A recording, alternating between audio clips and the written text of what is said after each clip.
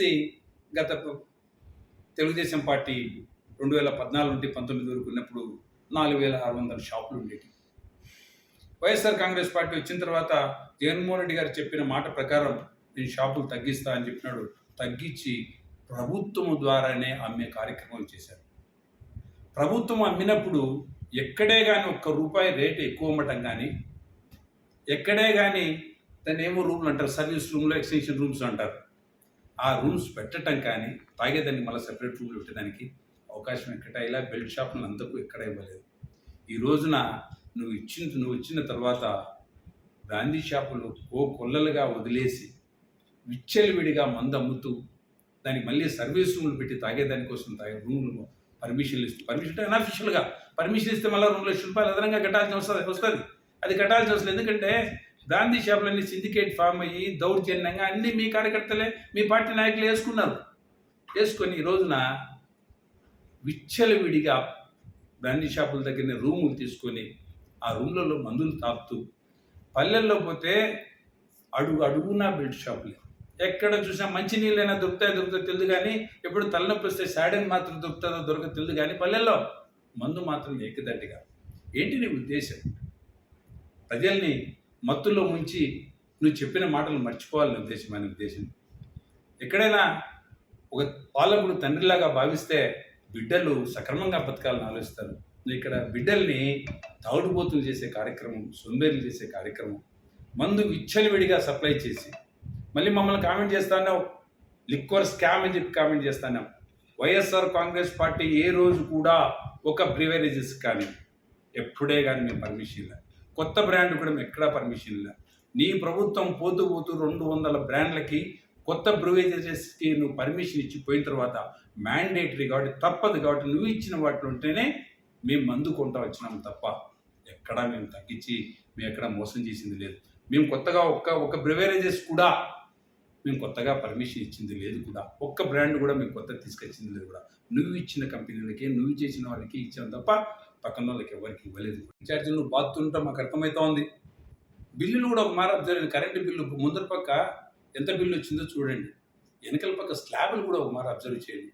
గతంలో వైఎస్ఆర్ కాంగ్రెస్ పార్టీ ఉన్నప్పుడు అంతకుముందు కూడా 100 లోపల 2 స్లాబ్లు ఉండేవి.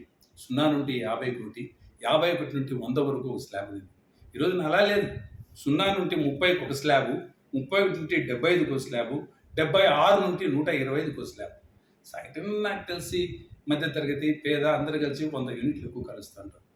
నువ్వు పెట్టిన బాధుడికి ఈ స్లాబుల సిస్టంలో దమ్మున 100 యూనిట్లు కాల్చిన వాడు ₹4.50 పడుతూ ఉన్నాడు.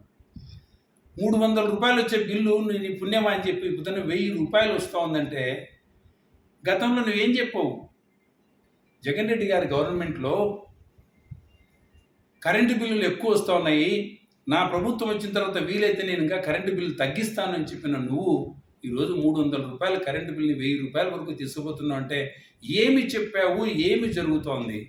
ఒక మారు నేను గమనించమని చెప్తా ఉన్నా. చెప్పిన మాటలు నీకు గుర్తుండవేమో, మాకైతే ఎందుకంటే ఆశాజీవులం కదా, ప్రజలము పేదవాళ్ళం కదా, ముందే కరువులో ఉన్నాం కదా, పర్టికులర్లీ కరెంట్ అంటే రైతులకు సంబంధించింది కదా, మాకు బాగా గుర్తుంటుంది. రైతు కుటుంబాలకి నువ్వు చేసే మోసాలు మా కళ్ళకు కనపడతా ఉన్నాయి కూడా. కలిసి మళ్ళీ నువ్వు ఎన్నో సూపర్ 6లు అని చెప్పి మా మీద అన్ని ఆశలు రేపి పొద్దున్న సంవత్సరం గడిచిపోయింది. నాకు తెలిసి మేలో ఎన్నికలు జరిగినాయి, మళ్ళీ మే వచ్చేసింది. ప్రభుత్వం అయితే ఫామ్ జూన్లో కావచ్చు కానీ కాక ఈ పొద్దుటికి అయితే సంవత్సరం గడిచిపోయింది, ఎన్నికలు అయిపోయి. ఈ పొద్దుటికి అమ్మఒడి మీరు తల్లికి దీవెన అంటారేమో, ఏ ఒక్క వ్యక్తి కూడా అమ్మఒడి వచ్చిన పాపాన పోలే. మేము ఒకరికి టెన్షన్గా ఇచ్చేవాళ్ళం, సంవత్సరం అయితేనే ₹15,000 ఇచ్చేవాళ్ళం. దాంట్లో ₹1,000 ఏదో శానిటరీ దీంట్లోకని చెప్పి బాత్రూమ్ క్లీనింగ్ వాటికి అని చెప్పి ₹1,000 పట్టుకుని ₹14,000 తల్లి అకౌంట్లో వేసేవాళ్ళం. ఈ పొద్దు ఏమైపోయిందో తెలియడంలే. మీరు వచ్చిన తర్వాత ఇంట్లో ఎంతమంది పిల్లలు ఉంటే అంతమందికి మేము అమ్మఒడి వేస్తాం, తల్లి దీవెని ఇస్తామని చెప్పి ఈ పొద్దు ఏ ఒక్కరికి కూడా తల్లికి దీవెని ఇచ్చిన పాపాన పోలే. ఇంట్లో 18 ఏళ్ళ వయసు దాటిన ప్రతి బిడ్డకి నీకు 18,000, నీకు 18,000, నీకు 18,000 అని చెప్పి ఈ పొద్దుటికి ఆ 18,000 కూడా ఇచ్చిన పాపాన పోలే. రైతులకు సంబంధించిన సంవత్సరానికి ₹20,000 మేము సహాయ నిధి ఇస్తామని చెప్పి మేము రైతు భరోసా అనేవాళ్ళం మేము. ఈ పొద్దుటికి సంవత్సరం గడిచిపోయింది, మీరు ₹1 డబ్బులు ఇవ్వలే. ఇవన్నీ మీరు ఒక మారు గమనించుకోండి. సగటున లెక్కాచారం ఇస్తే ఒక కుటుంబానికి దరిదాపున మీరు ₹1,00,000 బాకీ పడినారు. రేపు పొద్దున నేను వేస్తానంటున్నావు, తల్లికి వందనం విడతల ప్రకారం వేస్తామని చెప్పేది లీకులు అవుతున్నాయి అప్పుడే. యాక్చువల్గా రైతులకు ఇచ్చేది రైతు భరోసా కార్యక్రమం కూడా విడతల ప్రకారం సహజంగా ఇచ్చేది. అది కూడా ఇవన్నీ ఇచ్చేటప్పుడు ఒక్కపారు బాగా గుర్తుపెట్టుకొని చంద్రబాబు నాయుడు గారు, రైతులకు ఆల్రెడీ ఈ రాష్ట్ర ప్రజల కుటుంబానికి ₹1,00,000 నువ్వు బాకీ పడినావు, ఆ ₹1,00,000 సహా ఇది ఇచ్చేదానికి నువ్వు సిద్ధంగా ఉండు. నువ్వు చెప్పిన పథకాలు ఏవే కానీ లాస్ట్కి సిలిండర్లో కూడా మీరు సిలిండర్లకు డబ్బు కట్టి తీసుకోండి, మీ డబ్బు మీ అకౌంట్లో పడుతుందన్నారు. ఎంతమంది సిలిండర్లు ఇచ్చావు, అందరి దగ్గర డబ్బు రాబట్టావు, ఎంతమందికి డబ్బు నువ్వు రిటర్న్ చేసావు? నాకు తెలిసి 70% మంది ప్రజలు మా అకౌంట్లో ఇంకా డబ్బులు పడలేదు, మాకైతే ఉచిత సిలిండర్ అని చెప్పారే కానీ మాకైతే డబ్బులు పడలేదని చెప్పి గగ్గోలు పెట్టే ఆ వినియోగదారులు ఎంతమంది ఉన్నారు? 1,00,000 మంది ఉన్నారు. ఉచిత బస్సు అంటావా, అది ఎక్కడుందో అర్థం కాలేదు కూడా. ఇక్కడ గమనిస్తే కూడా ఆ కన్సూట్ మేరలో కనపడటం లేదు కూడా ఉచిత బస్సు. ఇలాంటి సూపర్ సిక్స్లు చెప్పి డైవర్షన్ పాలిటిక్స్ మొదలుపెట్టి ఈ రాష్ట్ర ప్రభుత్వము ఏదైనా చెప్పినేటి చేయలేనప్పుడు ఈ చేయలేదని ప్రజలు ఎక్కడ గమనిస్తారన్న ఆలోచనతో డైవర్షన్ పాలిటిక్స్ మొదలుపెట్టి ప్రజలని తప్పుదోరు పట్టించే కార్యక్రమం చేస్తున్నాం. చంద్రబాబు నాయుడు గారికి చెప్తా ఉన్నాం, అయ్యా పాలన సక్రమంగా చేయండి, మీ పాలన సక్రమంగా ఉంటేనే మీకు ఓట్లు వేస్తారు తప్ప అబద్ధాల మాటలు కొన్ని రోజులు మాత్రమే మర్చిపోతారేమో నువ్వు చెప్పిన అబద్ధాలని. ఎందుకంటే నువ్వు డైవర్షన్ పాలిటిక్స్లో ముంచి లేవనెత్తున్నావు ప్రజల్ని. ఆ డైవర్షన్ పాలిటిక్స్లో కొద్ది రోజులు ఏమన్నా నీ గుట్టలో పడొచ్చునేమో కావచ్చు కాక, ఒకరోజు వాళ్ళు కూర్చొని తెలిపారా ఆలోచించినప్పుడు చంద్రబాబు నాయుడు నీ చెప్పినాడు కదా, ఏది నిలబెట్టుకోలేకపోయినాడు కదా, మోసం అంటే ఇది కదా అని ప్రజలు తెలుసుకునే లోపల మేలుకొని ప్రజలకు ఇచ్చిన ప్రతి మాట నిలబెట్టుకునే ప్రయత్నం చేయమని అడుగుతూ ఉన్నా. ఇంకోటి కూడా అడుగుతూ ఉన్నా, నేను అమరావతికి ప్రధానమంత్రి గారిని పిలిపించావు. గతంలో ఎప్పుడో 10 ఏళ్ల క్రితం వచ్చాడు, ఆయన వచ్చి ఒక మారు ఓపెన్ చేసిపోయినాడు. ఓపెన్ చేసిపోయిన తర్వాత మీరు చాలా పొగిడినారు కొద్ది రోజులు. మళ్ళీ మీకు ఆయన సరిపోలేదు కాబట్టి నువ్వేమి ఇచ్చావు, నువ్వు నీళ్ళు ఇచ్చావు, మట్టి ఇచ్చావు, మాకేమీ లేదు. చాలా నరేంద్ర మోడీ గారు ఎన్ని మాటలు అనాలనో అన్ని మాటలు అన్నాం. మీరందరూ కూటమిలో ఉన్నారు, ఏదో మీ కర్మ, మీరు తిట్టుకుంటా అంటారు, మళ్ళీ కలుసుకుంటారు, మిమ్మల్ని ఎవరు నమ్మే ప్రసక్తి లేదు ఇక్కడ.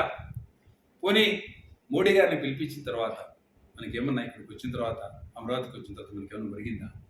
ఇంత పెద్ద అమరావతి కడుతున్నాం కదా, మీరు అంటున్నారా 1,00,000 కోట్లతో నిర్మిస్తున్నామని చెప్తున్నారు కదా, కేంద్ర ప్రభుత్వం దగ్గర నుండి ఒక 1,000 కోట్ల రూపాయలన్నా మీరు గ్రాంట్ కింద తెచ్చుకున్నారా? ఏం లోన్ కింద ఎవరైనా ఇప్పిస్తారు లోన్? ఆయన ఇప్పించేది, మోడీ గారు ఇప్పించేది ఏంది, కేంద్ర ప్రభుత్వం ఇప్పించేది ఏంది? మన రాష్ట్ర ప్రభుత్వానికి అప్పులు పుట్టవా? క్యాపిటల్కు లక్షణంగా పుడతాయి. నీకు తెలియని వరల్డ్ బ్యాంక్ అప్పులు తేవడం నువ్వు తిట్ట కదా, బ్రహ్మాండంగా తేగలుగుతావు కదా, మన క్యాపిటల్ కంటే ఎవరైనా ఇస్తారు కదా. మరి అప్పు ఇప్పించింది కూడా పెద్ద ఊరికి ఇచ్చినట్టు, కేంద్ర ప్రభుత్వం ఊరికి ఇచ్చినట్టు చెప్పుకుంటున్నావే. మోడీ గారిని పిలిపించి అంత పెద్ద సభ పెట్టి అన్ని 100 కోట్ల రూపాయలు దుర్వినియోగం చేసి నువ్వు అమరావతికి 10 రూపాయలు లెక్కించుకోలేకున్నావు గ్రాంట్ కింద. లాస్ట్కి పార్లమెంట్లో, లోక్సభలో బిల్లు పాస్ చేసినారు.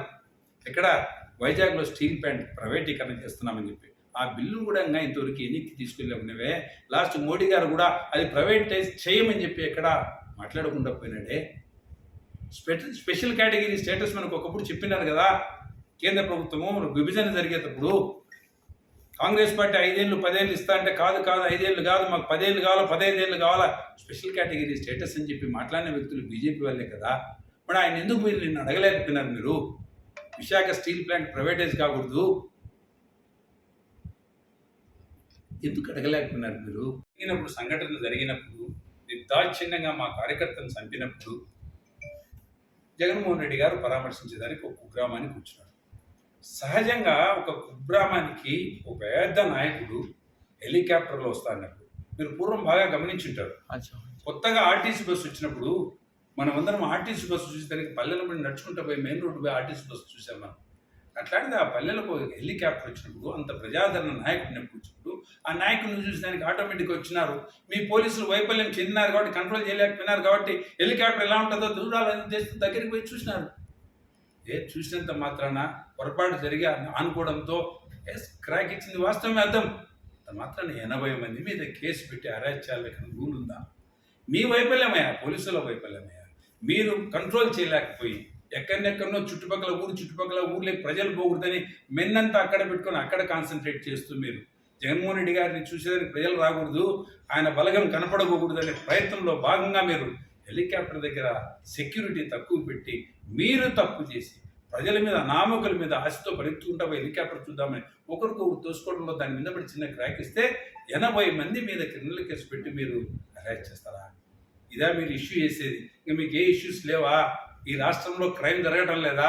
అవి చూడండి. ఆ పొద్దున లేచి వైఎస్ఆర్ కాంగ్రెస్ పార్టీ కార్యకర్తలు ఎలా హింసించాలా, ఎలా జైల్లో పెట్టాలా, ఎలా బెదిరించాలా, ఇలాంటి కార్యక్రమాలకు ప్రజలు భయపడరు ఎప్పటికి కూడా. ఇలాంటి బెదిరిస్తే